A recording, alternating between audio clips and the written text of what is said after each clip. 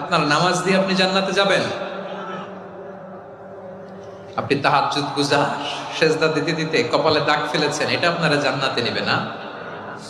আপনি এলাকার সবচেয়ে বড় হাতেম তাই দানশীল, এই দানের ভরসায় বসে আছেন, কশিন কালো না। আমাদের নামাজ, আমাদের রোজা, আমাদের ইবাদত, এগুলোকে মিজানের পাল্লায় উঠালে কোনো ওজনই হবে না। তবে আমাদের একটা কৌশল জানা আছে, আমরা আল্লাহর রহমতের ভিখারি।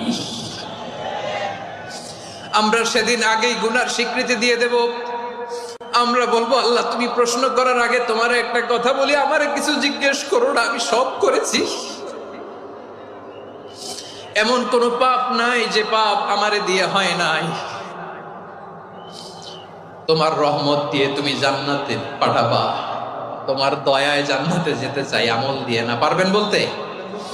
কিয়ামতের দিন আমরা বলবো,